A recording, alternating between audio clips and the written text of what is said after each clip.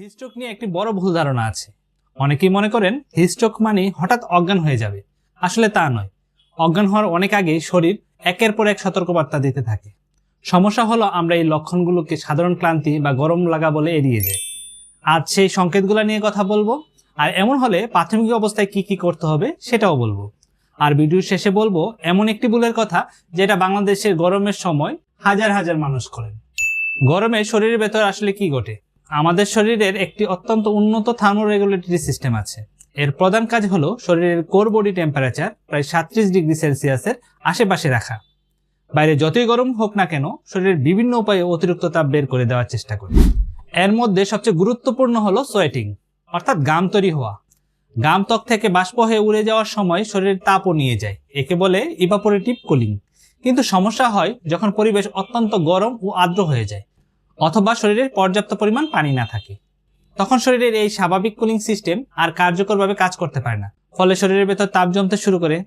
প্রথমে দেখা দেয় ক্লান্তি, তৃষ্ণা, মাথা ঘোরা অথবা মাথা ব্যথার মতো লক্ষণ। কিন্তু পরিস্থিতি খারাপ হতে থাকলে শরীরের কোর টেম্পারেচার দ্রুত বাড়তে থাকে, এবং যখন শরীর আর নিজেকে ঠান্ডা রাখতে পারে না তখন অতিরিক্ত তাপ সরাসরি মস্তিষ্ক, হৃৎপিণ্ড, কিডনি এবং অন্যান্য গুরুত্বপূর্ণ অঙ্গকে ক্ষতিগ্রস্ত করতে শুরু করে। এই অবস্থাকে বলা হয় হিটস্ট্রোক। এটি শুধু গরম লাগা নয়, এটি একটি মেডিকেল ইমার্জেন্সি। হিটস্ট্রোকের আগে শরীর যে সংকেতগুলো দেয়: সংকেত 1, স্বাভাবিকের চেয়ে অনেক বেশি তৃষ্ণা। আপনি বারবার পানি খেতে চাইবেন। এটা সাধারণ মনে হলেও অনেক সময় এটাই প্রথম সতর্কতা। সংকেত 2, অস্বাভাবিক ক্লান্তি। কোনো ভারী কাজ না করেও মনে হবে শরীর শক্তি শেষ হয়ে যাচ্ছে। সংকেত 3, মাথা ব্যথা। বিশেষ করে গরমে বাইরে থাকার পর শুরু হবে মাথা ব্যথা। সংকেত 4, মাথা ঘোরা। হাঁটার সময় ভারসাম্য ঠিক রাখতে কষ্ট হবে। সংকেত 5, বমি বমি ভাব বা বমি। অনেকে এটাকে খাবারের সমস্যা মনে করেন, আসল কারণ হতে পারে অতিরিক্ত গরম। সংকেত 6, হৃদস্পন্দন বেড়ে যাওয়া, মনে হবে বুক ধড়ফড় করছে। সংকেত 7, এটাই সবচেয়ে বিপজ্জনক, বিভ্রান্তি। অর্থাৎ মানুষ স্বাভাবিকভাবে চিন্তা করতে পারবে না, একই প্রশ্ন বারবার করবে, অসংলগ্ন কথা বলবে, অথবা আচরণ অস্বাভাবিক হয়ে যাবে। এ পর্যায়ে পৌঁছলে বিষয়টিকে জরুরি অবস্থা হিসেবে ধরতে হবে।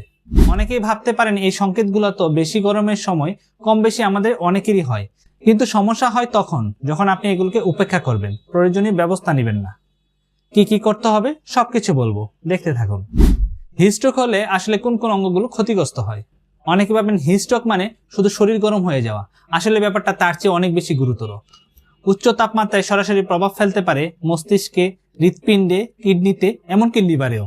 এছাড়া গুরুতর হিটস্ট্রোকে রhabdomyolysis হতে পারে, অর্থাৎ পেশি ভেঙে যেতে শুরু করে। এর ফলে কিডনি ক্ষতিগ্রস্ত হয়ে অ্যাকুট কিডনি ইনজুরি পর্যন্ত হতে পারে।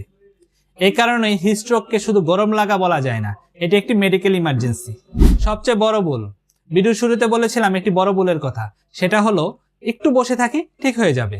অনেকে মাথা ঘোরা বা দুর্বলতাকে গুরুত্ব দেন না, অথচ এই অপেক্ষার সময়ই অবস্থার দ্রুত অবনতি হতে পারে। তখন কি কি করবেন? যদি হিটস্ট্রোক সন্দেহ হয়, প্রথমে ব্যক্তিকে রোদ থেকে দূরে সরিয়ে ফেলুন। ছায়াযুক্ত ঠান্ডা স্থানে নিন। অতিরিক্ত কাপড় ঢিলা করুন। ঠান্ডা পানি দিয়ে শরীর ভেজান। ফ্যানের বাতাস দিন এবং যত দ্রুত সম্ভব হাসপাতালে নিয়ে যান। এই হিটস্ট্রোক কিভাবে প্রতিকার করব? 1, পর্যাপ্ত পরিমাণ পানি পান করুন। তৃষ্ণা পাওয়ার জন্য অপেক্ষা করবেন না। গরমে শরীর থেকে ঘামের মাধ্যমে পানি ও লবণ বের হয়ে যায়, তাই নিয়মিত পর্যাপ্ত পরিমাণ পানি পান করুন। 2, দুপুরে তীব্র রোদ এড়িয়ে চলুন। সাধারণত 11টা থেকে বিকাল 4টার মধ্যে তাপমাত্রা সবচেয়ে বেশি থাকে। সম্ভব হলে এই সময় অপ্রয়োজনীয় বাইরে যাওয়া বা বাড়ি কাজ করা এড়িয়ে চলুন। 3, হালকা ও ঢিলেঢালা পোশাক পরুন। হালকা রঙের, সুতি ও বাতাস চলাচল করতে পারে এমন পোশাক শরীরের তাপমাত্রা নিয়ন্ত্রণে সাহায্য করে। 4, ছায়াযুক্ত বা ঠান্ডা স্থানে বিশ্রাম নিন। বাইরে কাজ করতে হলে মাঝে মধ্যে ছায়াযুক্ত স্থানে বা ফ্যানের নিচে বিশ্রাম নিন, এতে শরীরের অতিরিক্ত তাপ বের হওয়ার সুযোগ পায়। 5, ঝুঁকিপূর্ণ ব্যক্তিদের বিশেষ সতর্কতা। শিশু, বয়স্ক ব্যক্তি, গর্ভবতী নারী এবং হৃদরোগ, ডায়াবেটিস বা কিডনি রোগে আক্রান্ত ব্যক্তিদের হিটস্ট্রোকের ঝুঁকি বেশি থাকে। তাদের পর্যাপ্ত পরিমাণ পানি ও ঠান্ডা পরিবেশে থাকার দিকে বিশেষ নজর দিন। মনে রাখবেন, হিটস্ট্রোক হঠাৎ করে হয় না, বরং শরীর আগে থেকে সতর্কবার্তা দিতে থাকে। প্রশ্ন হলো, আপনি কি সংকেতগুলো চিনতে পারছেন? এই গরমে পরিবারের সবাইকে এই তথ্যটি জানিয়ে দিন, কারণ সচেতনতা অনেক সময় ওষুধের চেয়েও বেশি জীবন বাঁচায়।